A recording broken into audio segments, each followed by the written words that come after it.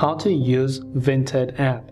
Now if you wish to use the Vinted app, all you have to do is go ahead and then first of all make sure to launch the Vinted app, and this is the type of interface that you will see. Now from here what you have to do is, by default this is the home interface, and you will see a couple of all these options right here.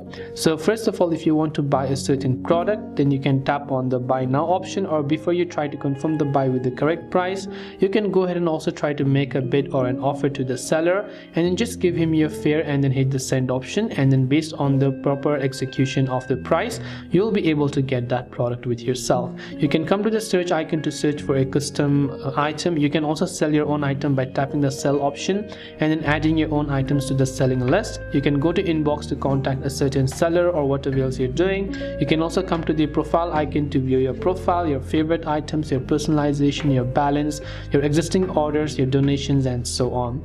And these are the ways on how you can use the Vinted app as a complete beginner. I hope the video helped you out. If you have got any further questions, queries, or doubts, feel free to also leave them down in the comment section below. As always, thank you for watching till the very end of this tutorial, and see you soon in the next video.